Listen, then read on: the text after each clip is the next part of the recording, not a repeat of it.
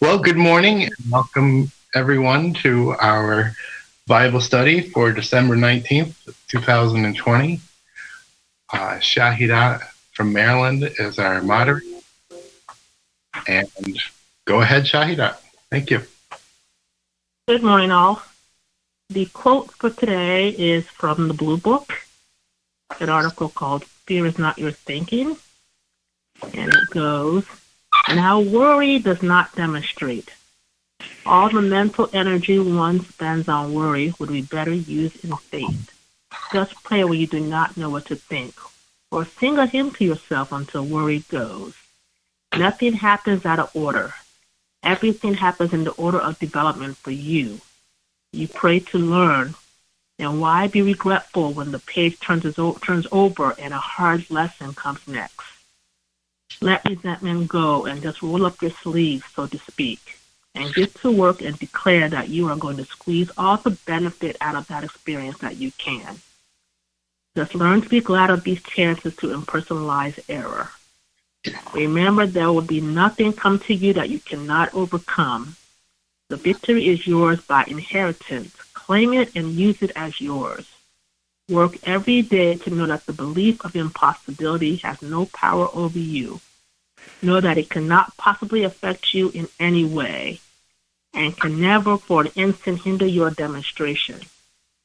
Whether you are working for health, peace, joy, or any mental quality, thing, or experience, be watchful and demonstrate that truth and love can and do triumph over every obstacle that confronts us and vanquish every temptation that assails us.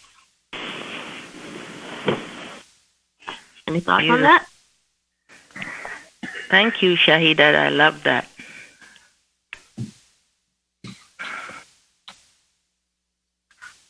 That's got to be one of the most encouraging things I've ever heard. I can't tell you how much joy it brings to my heart. And one of the things that I got out of it was about the order. Nothing happens out of order. So hopefully, I know for me, it gives me a picture that, yes, there is a force and a power for good that has things in order. It's orderly. And even though it may not conform to the way I would like to have it, the order is still there. Therefore, I need to conform my expectations to this one and divine order that already exists. What were you saying about order, Jeremy? One thing I've noticed since coming to Plainfield and, doing this work is, say I know there are quite a few things coming up for me to do. I've noticed that if I feel stuck, it's because I'm trying to do them in the wrong order. So I always, pray about what to start with and what the right order after that is. And since learning to do that, things are so much smoother now. I spend a lot less time butting my head against the wall, so I'm very grateful for that. It's a huge lesson, really. The steps of a good man are ordered by the Lord. You try to do something ahead of time, out of order, it'll bollocks everything up, and it is a huge lesson because it takes really listening and trusting. It's so easy to just bolt and get everything bollocksed up. So peace. And those are beautiful readings. Thank you, Shahida, and perfect for this topic. Yeah. I really like the line that says nothing will come to you that you cannot overcome, because it may seem sometimes that it's too big, but not for God. Well, and really, this is the beauty of obedience, isn't it? Yes. Obedience in the little things, doing the right thing at the right time. As Eddie says, the disobedient are either too early or too late. Yeah. I think also the obedience, like to learn to quickly know that only God is power present, because I feel when the storms come, instead of getting in the mode always of the storm is here, oh, there's another power, what about the storm is here? God is also here first. I feel that really making that change has been very helpful, because I would always, just go apart, just torn apart by any so-called tribulation that came up. Go to, there's something else, there's some other power, there's some other presence. But I think it's wonderful to obey his law of I am all and go quickly to, as it suggests here, a hymn or something. Yeah. Thank you. And that really is the only answer to the tribulation, isn't it? Yes. You can't get down in the mud and wrestle or argue. And if you have the peace of mind to just say, what lesson is here for me to learn? Whatever it is, because that's why it comes. It's challenging you. Okay, how much of the science do you really know? And that means any so-called personal problems maybe in your home. It can also mean national and world problems too. Where are you going to go with this? Are you just going to go kaflooey or not? What lessons are needed for you, for me to learn? Not for everybody else, but for me. And then learn those lessons. I can't tell you what that has done for me in walking this path. And it's just like, I love that in Eustace, the psychologist and the magician. He kept going forward, as this story is about. He kept walking. And then he found what looked so horrible, monstrous, was an illusion, wasn't it? And isn't that what we're taught here? And if you keep walking and have that faith, however the difficult the situation, as Shahida just said, impossible it might seem, you keep going forward, you will find you will come through it safely. And I like, too, that you can look back and say, well, I know you got me through the last ones, God, so you'll get me through this one, too. Thank you. So the journey is always upward. I feel that was helpful, too, or it's still helpful that no matter what's happening, the journey is still upward.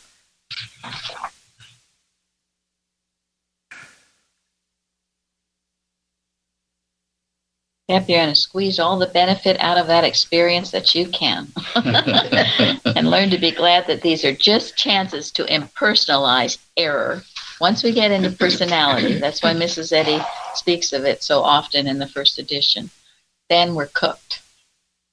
Yeah, because it's not material history, it's spiritual progress, right? Be grateful for the opportunities that come. That's it. That's it. Then we diffuse the plans of so-called evil or animal magnetism, as we call it.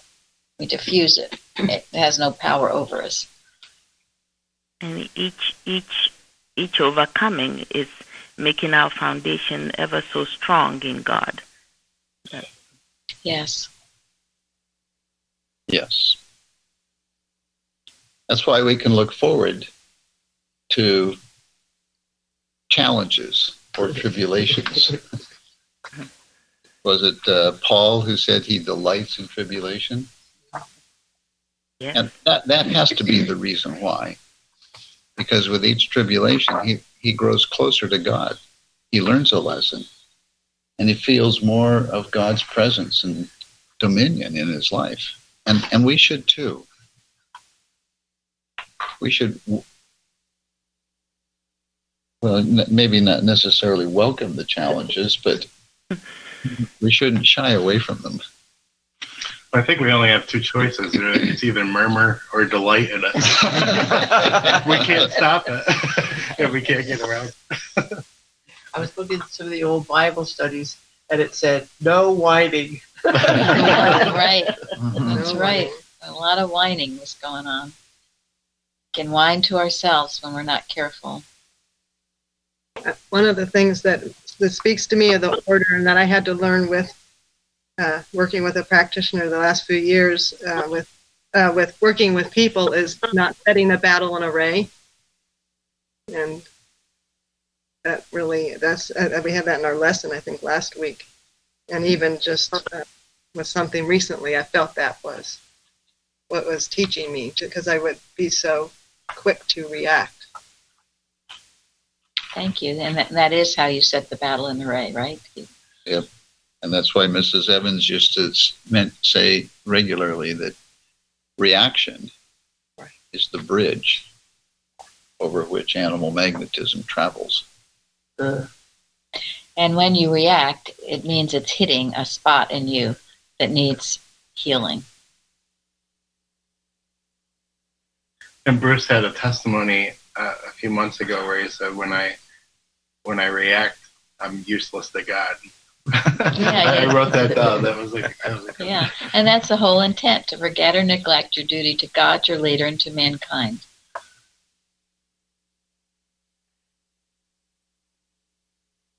I'm still learning this, but when something does come along like it's a real problem, to rejoice in the opportunity to squeeze the benefit out of it.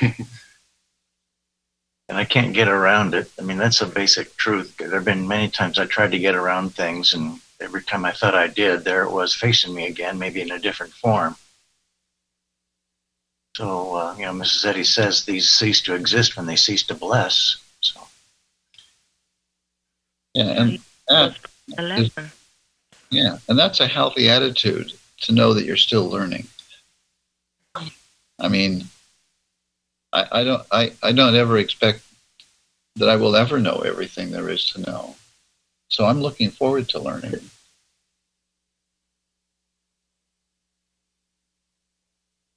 But this is a good place to do it. Yes, it is. Right here. yeah. Florence, were you saying something? No, he said he would go around it, and I said, you just postpone the lesson. You will have to learn it at some point. Yes. I was telling someone the other day, I mean, we were taught here, no one ever passes on without consenting to it in some way. And when you keep going around lessons and all the problems just seem to pile up on you, then finally you just say, okay, well, I'm out of here. So, and that's not a good way, is it? So we go forward is a straight line, a straight and narrow path. It's not avoiding and skirting issues. It's meeting them. It is overcoming rather than overlooking. Overlooking. And I'm sure that is why Mrs. Eddy had an entire lesson devoted to probation after death. Yeah. That's what we don't learn on this plane. We have to learn eventually. So yeah, keep your slate clear day by day. Don't skirt the issues. And look forward to learning. Yeah. And Mrs. Eddy said trials prove of God's care. So it's a blessing to have the trial. It's growth. Yes, it is. And I wanted to say one more thing about impersonalizing error. I know I've had to go through this many times. That when I do have an experience that may appear like it's embarrassing or shameful, that embarrassment or shame is just another trick of the devil to try to attach it to you and make it like a personal issue. And I've seen here in this church examples of people who refused to be embarrassed, refused to be shameful, but just took up the issue as it was and resolved it. And a remarkable example in my case, to have seen it at least. And to not let that guilt or shame or whatever attach itself to you, because the error is not personal. So I gotta rise above that and find the resolution in learning the issue and learning to follow God more closely. Nothing shameful about that.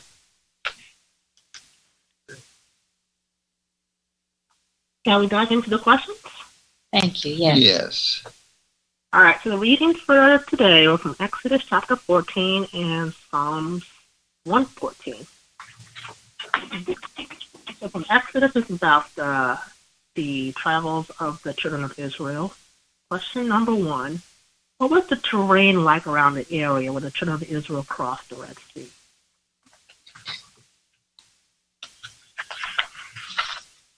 Was it a nice walking path? It's about as bad as Beautiful, the beautiful trees. They were in the desert wilderness area that wasn't that great for traveling next to the Red Sea. It was sort of between a rock and a hard place. Or a wet place. Yeah, they use the word wilderness to describe really desolate, God-forsaken place where nobody lived, so they wouldn't be discovered. It's probably kind of mountain.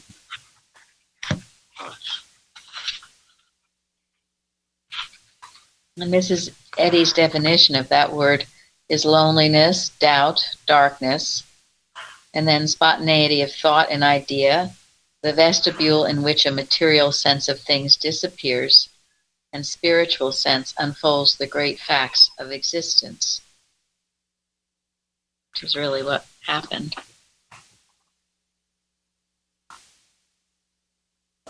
But yeah, it was not easy going. Anyway, go ahead. And a bit mountainous as well. Yes. Yeah, I heard big mountains. Shardy? Oh, that I saw, I looked up those words that, oh gee, I don't have all of them here. I can't pronounce them. So anyway, one of them, it was up high, but you could see this, it's now a beach, it's now like a resort place. But you can see the Red Sea, and it's very beautiful. This is Pi Hierolf. Yeah, thank you. That's one of them. I'm not sure which one exactly that was. But.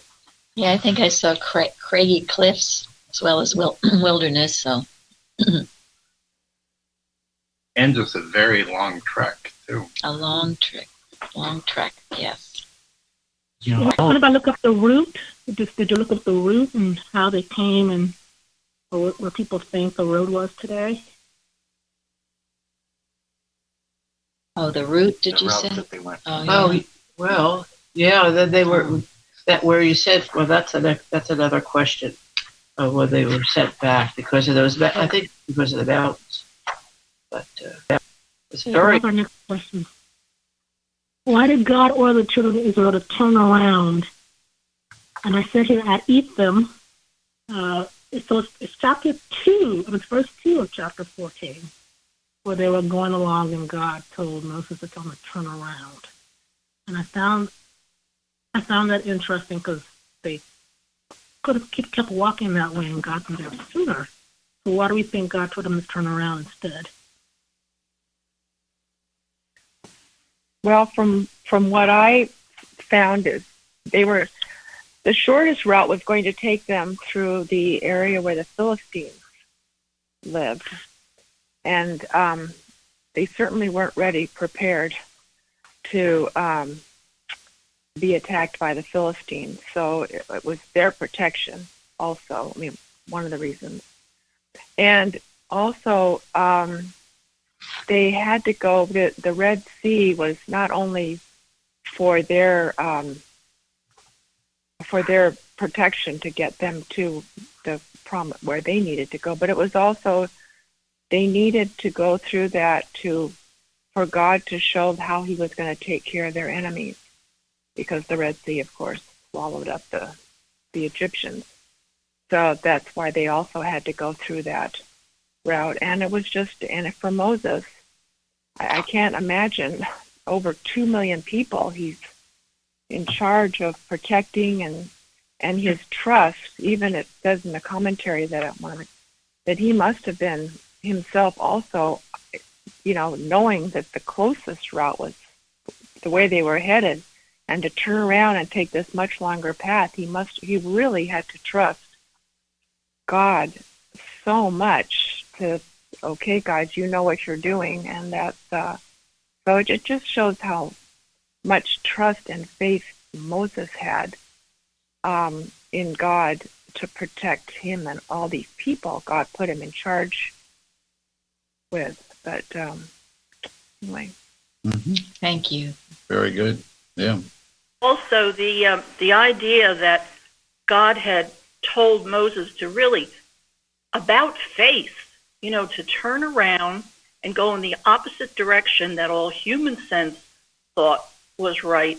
But the object of that was to entice Pharaoh and his army so that they would be led to the Red Sea so that God could perform that glorious destruction of that evil.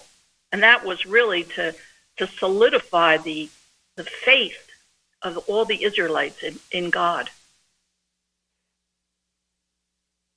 Well, it certainly worked out that way, didn't it? Yep. I'm not sure Moses knew all that at the outset, but he went on faith, yes. Yeah. But in our own lives, I feel, this is sometimes you hear a promise. God tells you, something, but it's not happening yet. And I'm feeling now that it's because you haven't learned the lesson yet. We haven't gotten to the testing that shows your complete trust in Him or faith in Him. That will be something you'll need ahead. So we learned the lesson. It seems, why is this not happening? Well, as we've said over and over, when we learn the lesson, we take a step more forward. Yeah, thank you, Florence. And sometimes God will speak to us about things that are going to happen. Yeah. And we just have to be patient and let them happen in God's time. His time and order. Yeah. Mm-hmm. It may have been that having to go through a land occupied by the Philistines and have some kind of a war with the Philistines might have discouraged the Israelites, and and they weren't going to get any help from the Egyptians, that's for sure. Right. So here they went through an area where there was nobody else. The whole idea of wilderness is a testing time, and this was a testing time to the Jews who were traveling to the Promised Land. They couldn't reach the Promised Land until they passed these tests that God was giving them. Well, and also I think it may have been mentioned that the way they went through the Red Sea and the way the Egyptian army destroyed, getting to the other side of the Red Sea was a huge, huge protection for them to carry on. Yeah. If they had gone through the area of the Philistines, they would have been still pretty close to the Egyptian army, and they would have been vulnerable. Yeah, thank you. I think that's a major point. Yes. It was God's design, the whole thing. So God's design is always the right way. Mm-hmm. And sometimes, we think that, things aren't happening the way we think they should be happening. Right. But it's really, God has a plan in place. So true. Yep. And a perfect plan. Mm-hmm. Yeah. We outline what we think should happen and when it should happen, and then when it doesn't, we get all upset or get mad at God, and Or get discouraged. Or get discouraged and not trusting. And sometimes things take a while to play out. My grandfather used to say, "You're going to be doing something, so you might as well do the right thing." Don't do it at all. I know. It's so sweet because Jeremy says he never spent much time with his grandparents, but the little bit he did was a great influence and benefit, right? Absolutely. Yeah, it doesn't take much with good people. Reminds me of Craig talking about those Christian scientists he met when he was young, Yes. You don't need 30 years with someone to leave a lasting impact. So. Yeah. Craig's story that he knew someone in his neighborhood that were Christian Scientists, and they were so kind and good, and it's ultimately what led him to science. Yep. You know, the topic of this study is the majesty of God, and I'm thinking about the terrain of the people to transfer over, and it was a long trek, and it was rocky and dry and mountainous, and it was a long, long ways. It just gives me a picture of a force and a power above human abilities that actually sustained them step by step, day by day, over that part of that trek. The very fact that they made it to that beach before they crossed the Red Sea is a tribute to Almighty God carrying his people along. Absolutely. Yep. So let's go to the next question. From verse 2, let's go to verse 14. Why did Moses tell the children of Israel to hold their peace?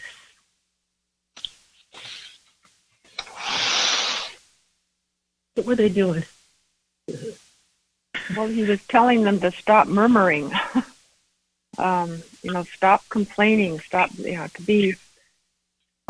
being fearful and thinking that just stop being afraid, stop complaining, stop being resentful. I can imagine what was going through their minds sometimes. But he told them that it's better, put all that in your faith in God. Complaining isn't going to do anything, but trusting God, putting our faith in the one who's been taking care of us all along. Look at what he's done, and trust him. Spend your energy trusting him rather than complaining, and he will protect us. So that's how I. One of the commentaries I read said that the battle that appeared to be between the Egyptians and the Israelites was really between the Egyptians and the Lord. And I thought that was really interesting because it really just emphasized the fact that they needed to stand still, trust God, and this was God's battle between, the Egyptians and good, and he was going to win.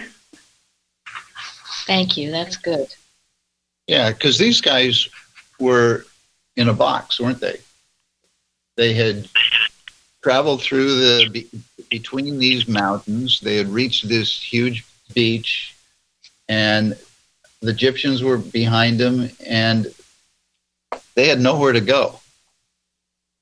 There was this big, huge body of water in front of them, mountains on either side. They had no place to go.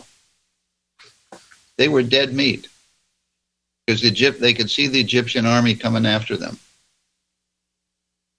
So humanly speaking, they were done. They were scared to death.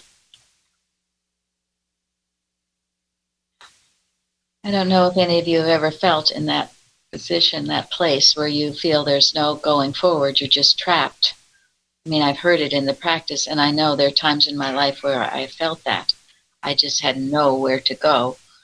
And of course, when you feel that, then in some ways it's a good thing because you have to yield to God and get on your knees. Save, Lord, or I perish. And, this from Isaiah 43, 15 to 19. I am the Lord, your Holy One, the Creator of Israel, your King. Thus saith the Lord, which maketh a way in the sea and a path in the mighty waters, which bringeth forth the chariot and horse, the army and the power. They shall lie down together. They shall not rise. They are extinct. They are quenched as tow. Remember ye not the former things, neither consider the things of old. Behold, I will do a new thing. Now it shall spring forth. Shall ye not know it? I will even make a way in the wilderness and rivers in the desert. I can remember once when I did feel in this trap position, and I turned to that in Isaiah, and it was just the treatment that I needed. That even though I way out of this situation, there had to be a way. God knew it. He could make a way in the wilderness. And shortly after that, and when I yielded everything to God, there was a way. And it came very apparent, and it came quickly, or it came quickly enough when I really needed it. Because if it didn't, I don't know what would have happened to me. So I will never forget that experience or that feeling. And also, and I know this is in the Red Book, this is something that I know Florence loves too. It's on page 80 of the Red Book, and this is Mrs. Eddy speaking. I don't care what mortal sense has done. I don't care how it has beat me and worked me and insulted me, wronged me and lied to me and tortured me. I can lie down in the Father's arm and be at peace. I love supremely. Mortal sense has done its worst. I have passed through the Red Sea and under the rod and been nailed to the cross, and still I am God's own child, hid with Christ in his arms, safe in green pastures. Life, truth, and love, mind, spirit, soul, all these express God. My dear ones, when will you realize what these mean? That is powerful. Yeah, powerful. She had experienced all of that, including the Red Sea, where there seemed to be no way to get around it. And so all of you, any of you who feel trapped or in any way there's no way forward, yes, there is a way forward, always with God, if you yield. And what does yield mean? Surrender? Yes. Thank you. Also, Carrie in California, she sent me a really good article from the October 1911 issue of the journal called Fear Ye Not, Go Forward. Mm-hmm. And in that, it talks about, the children of Israel at that point, they wanted to go back to Egypt. They rather go be enslaved than to go forward. And this man, whose name happens to be Moses, Ernest Moses, he says, how often today are the invitations and demands of truth met with indifferent evasions, mental laziness, and protestations? The personal sense prefers to remain idle or to move in conventional grooves, serving the traditions of the darkened human mind, rather than to exert the better nature and obey the righteous demands of divine mind, whose laws are always expressed in progress.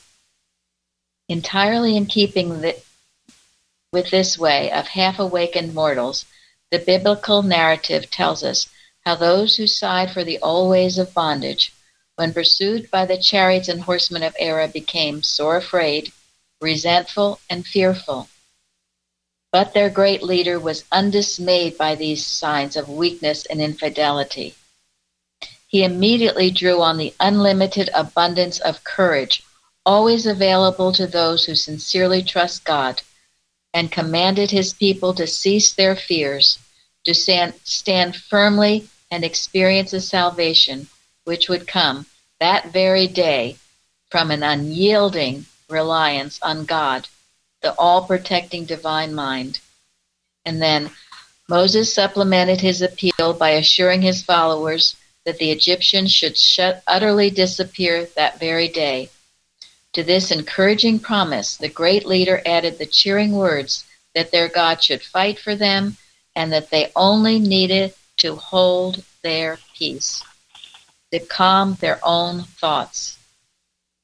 In these few words of admonition and counsel, the Hebrew leader healed the depressed condition of thought which had taken possession of his people, and was thereby himself elevated into an attitude of mind from which he could vigorously stir his followers into action by the delivery of one of the most remarkable messages from God that can be found in the records of the Israelites' exodus from Egypt. Quote, "Wherefore criest thou unto me? Speak unto the children of Israel, that they go forward." So I just thought it's wonderful. What needs to be done? Quiet your thought, calm your thought, and trust God and go forward. How often do we let all our anxiety and agitation push us backwards or push us here, there, and everywhere? Calm yourself and just keep walking forward. Go forward, just like the magician in the cave. Fear not. I wonder how many times it exists in the Bible, the phrase, "Be not afraid," or "Fear not." 365. Yeah, I spoke about that. Yeah. One for every day. Thank you. 365 times it appears in the Bible. One for every day of the year. In various forms. The actual words "fear not," I think, appear maybe 80 times, but in all the various forms that God tells us not to fear. Someone said it was one for every day of the year. Yeah. So we do the opposite. So we do the opposite, and that's how we get into every day. That's what I used to. I need to be reminded every day. Every day, and this is where we're disobedient. How many times do you have to be told? If you told your child, don't go out now, and you told him that 365 days of the year or 80 times or whatever, and the child still went out, well, that's disobedience, isn't it? So, and then we suffer when we're disobedient. So, obey him. Even when we feel like it, tell yourself, don't be afraid. Stop it. Stop it, Mary. Calm down. It comes to that. So, that where you have to really say, shaking, but just say, no, I can't be afraid. God is here. Yes. It's a good discipline to start each day.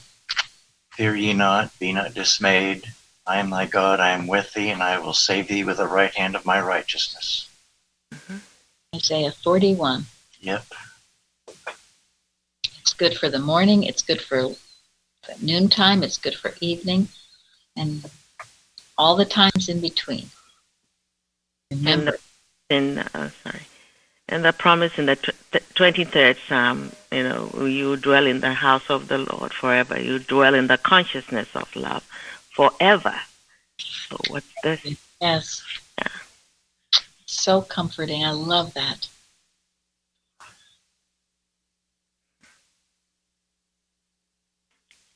So the Israelis went forward, and as we know, God did an amazing thing for them at the Red Sea.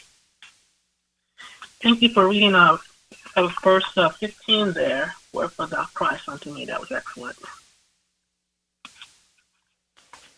One of the things I wanted to speak to, just from my own experience, was that they had just come out of being slaves, and their mentality was so foggy. And in a sense, they really had to strengthen and learn some things through this process. It's like they needed a change of thought, so they were being forced into doing this. And it's like their thought was being prepared. And I feel like that's what the practitioners do for us at this church as we go forth. Because that's an awful state of mind, to be in slavery to something, or be fearful, or be under the control of something, and not have the liberty and freedom of thought. Thank you. That's a good point. That's a very good point. Which is why it's a good thing for us to ask ourselves, are we enslaved to anything? Mm-hmm. Mm-hmm. Is there anything I'm allowing myself to be enslaved to? Mm-hmm. Slavery takes many forms. Absolutely. Yeah. But none of which is right. God made free. One of the commentaries that I was reading mentions, and that's not part of the questions, but not one of the children of Israel, or these people, not one was left behind.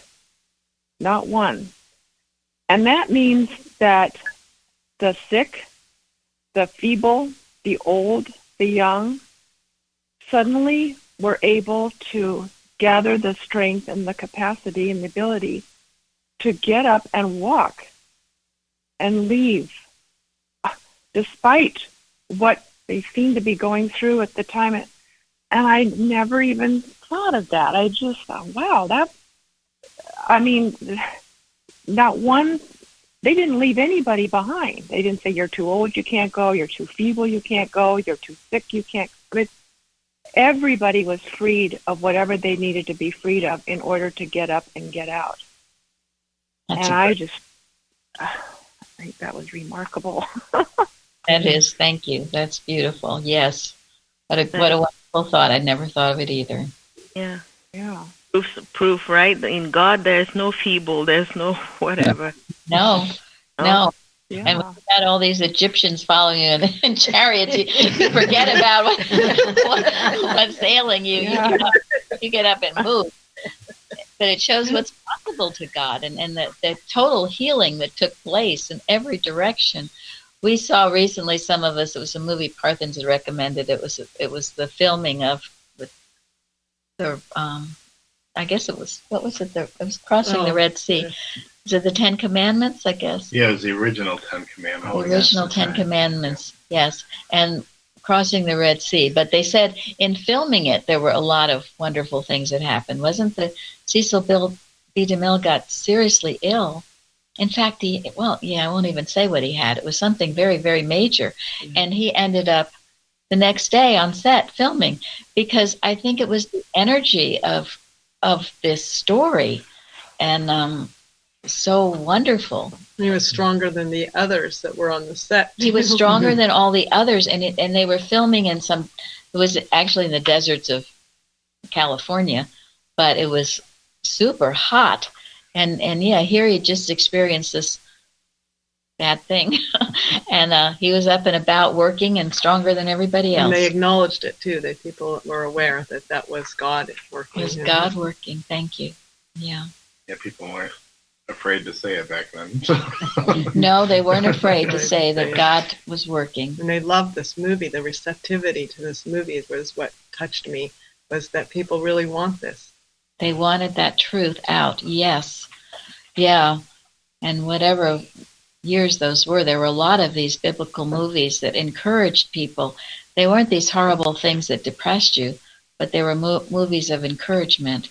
Benjamin tells me, I love to hear of it. In Nigeria, he saw all these Bible movies all the time, and he just loves the Bible stories and those movies and what it did for him, and this special book that was all about the Bible stories.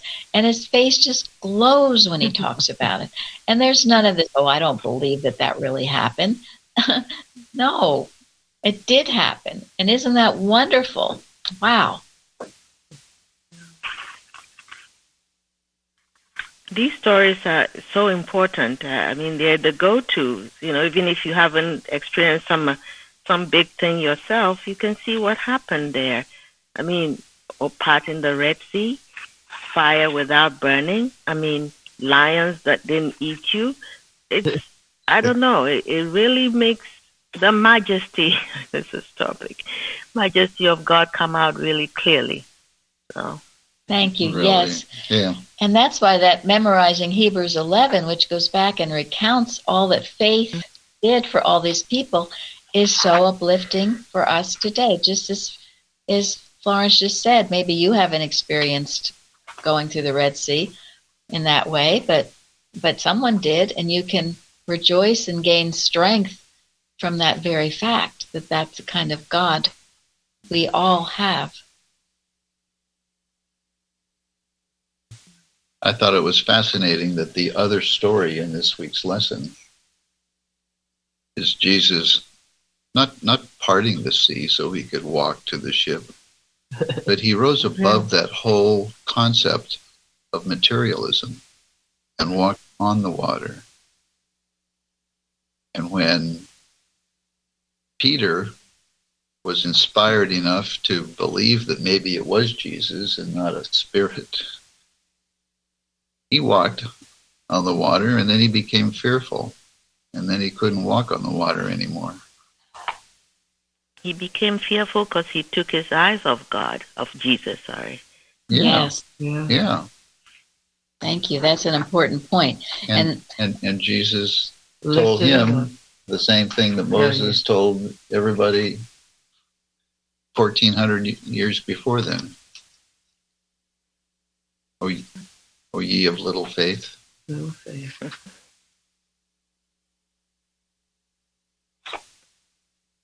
I have a comment. I'm sorry. Go Go ahead. ahead. I'm sorry. Go ahead.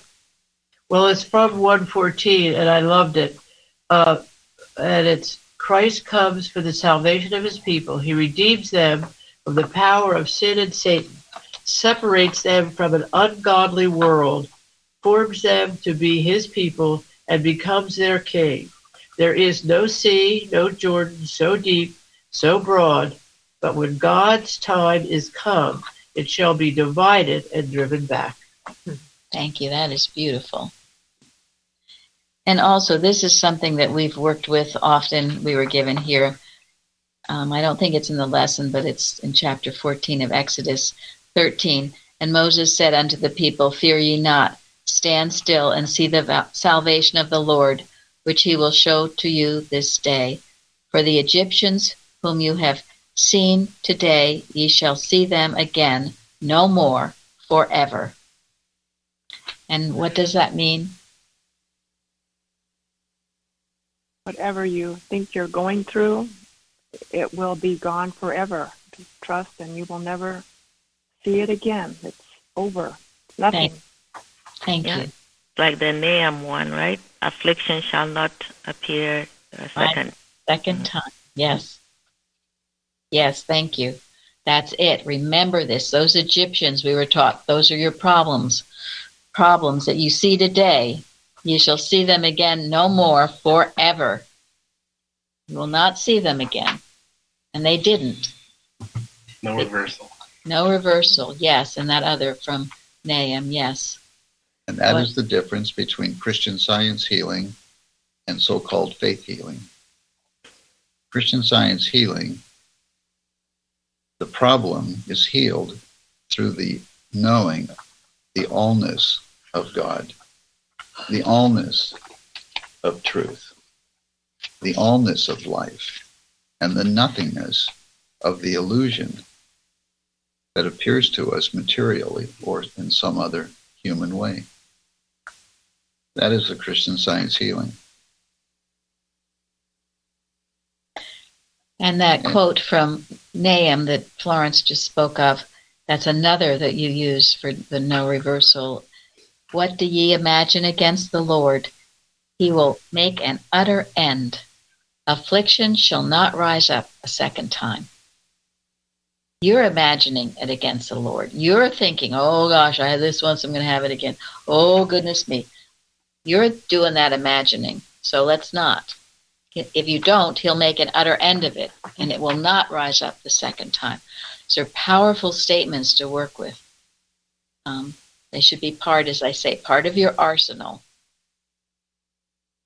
Seems to go with that initial quote too. The victory is yours by inheritance. Claim it and use it as yours. Thank you, yes. And thank you, Florence, for bringing that Nahum up. These are important things to work with and know to be true. But that's a good point. The victory is ours by inheritance, not by our own self-will, Yeah. not by our own wishful thinking, but by our inheritance as the image and likeness of God. It's all Right. Yeah, it's always the allness and perfection of God that is the healing truth. It's not our own imagination. It's not our own theory or wishful thinking. Or effort. Or effort. Thank you. Who else wants to speak on that? I just found something rather interesting, which really speaks to the all-knowing of God. that some explorers note that where they crossed, there's an underwater topography, which, the land was raised. So it just tells me, all-knowing God knows exactly where they had to cross, where this parting happened. I thought it was very interesting. And humbling, I should say. Yeah. Yes. And it brought to mind the hymn 148. He knows the way he take it, and I will walk with him. It feels something to me. Yeah, God definitely had a plan here. He definitely did. How wonderful. Go ahead. Well, just how wonderful when we follow his plan and don't try to plan ourselves. Go ahead. So we go to the last question here. From Exodus to Psalms. So I'll read the first part. When Israel went out of Egypt, the house of Jacob from a people of strange language, Judah was his sanctuary, and Israel his dominion. What does that part mean?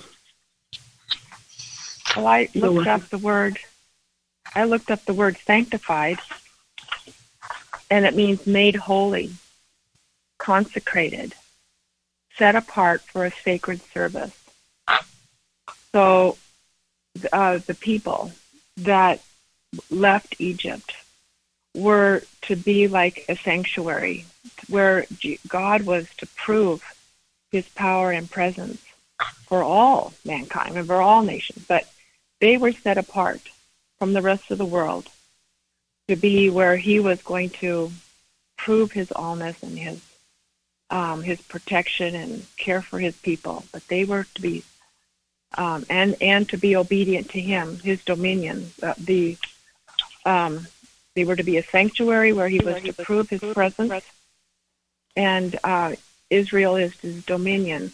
They were to be led by God alone, not by any person, place, or thing.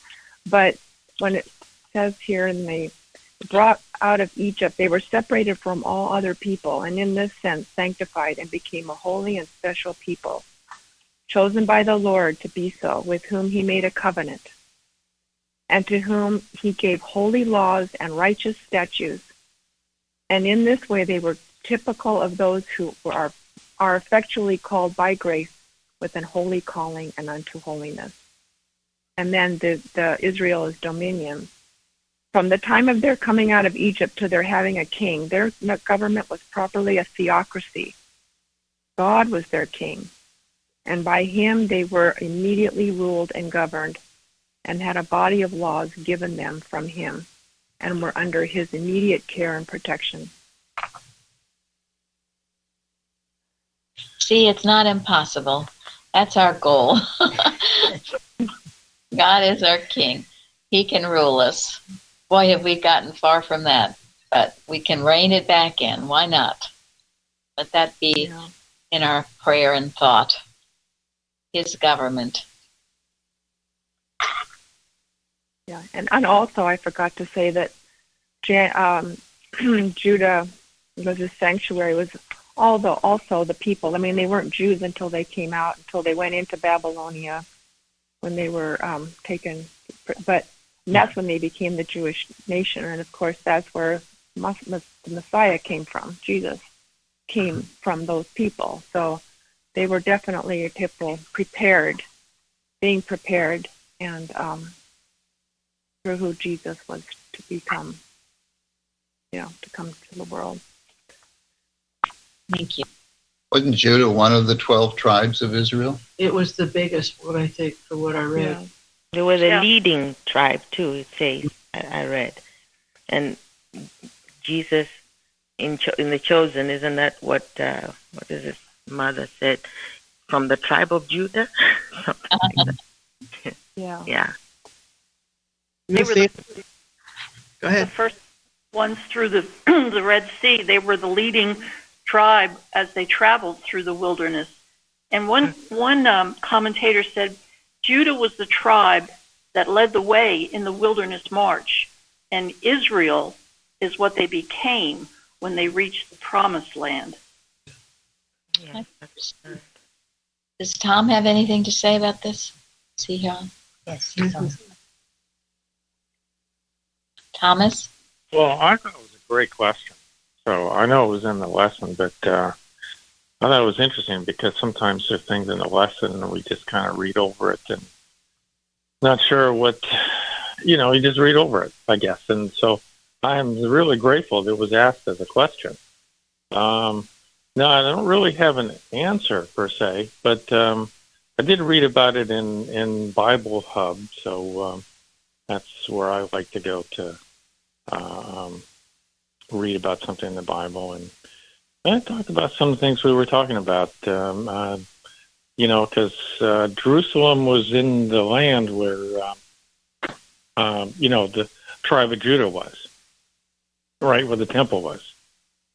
And then Israel just basically from Bible Hub saying it's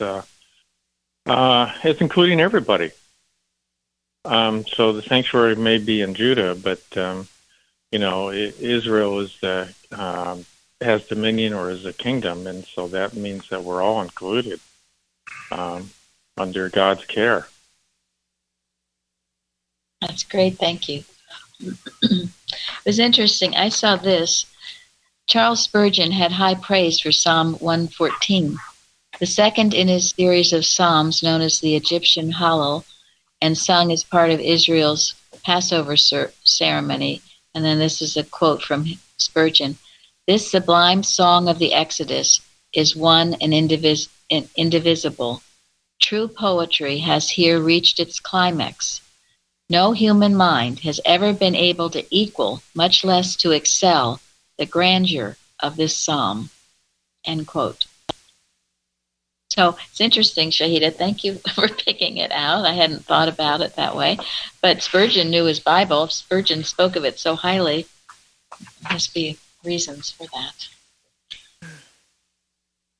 Well, and interesting that it would point out Judah as well as Israel. Wasn't there a time when Judah and Israel became kind of separate? Yeah, it was. Yes. As a result of King Solomon's antics? Yeah. After Divided kingdom. It was Yeah. a kingdom. They were united under King Saul. After his death, the Israelites followed David while others preferred Saul's son. And so then they divided.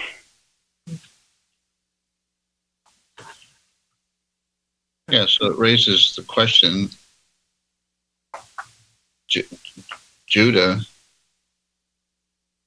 being a sanctuary is a holy place.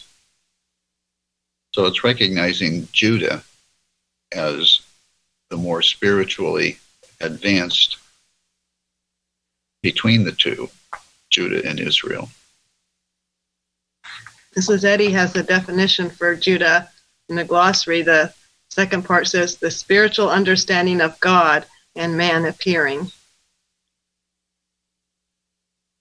I like the first part too. A corporeal material belief progressing and disappearing. And then the material, or the spiritual understanding of God and man appearing. Maybe then they were less afraid during the wilderness walk, and that's why they led. It says that they were leading tribe.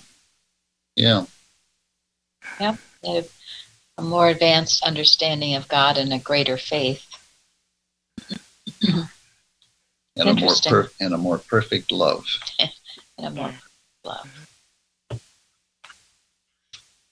Again, it was under their in captivity that they became more solidified, more united as a people. In the midst of a foreign land, they became more of a united people and called themselves the Jewish nation. And so I found that's, they were in captivity to become that.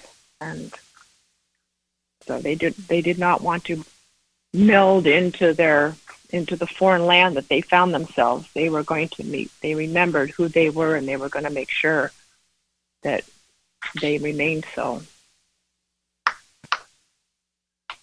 And that's when they came up with the Koran and wrote their Jewish laws and everything. And so when they were free, they were a whole different. Yeah, They were united.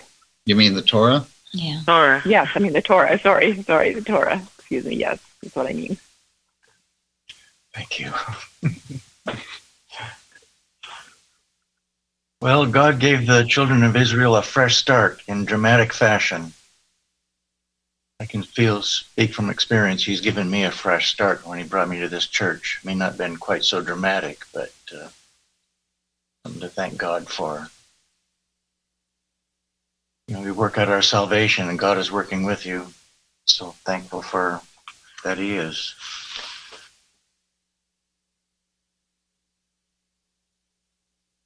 Once again, I'm so grateful for these Bible studies. So thank you, Yeah. Scott, Very, very. for doing, and Thomas, and I love these.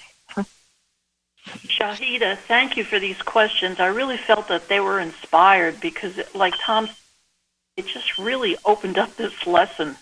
A story that I'd read many times. Yeah. It's a Thank demonstration. you all for coming and participating. No. And they're also applicable to our own life. That's what I appreciate about this. Thank you so much. Yes, thank you. Yes, thank thank you, you, everyone. Yeah, thank you, everyone. Thank you, you. Shahida. Thank you, Shahida. Thank you. Yep. Thank you.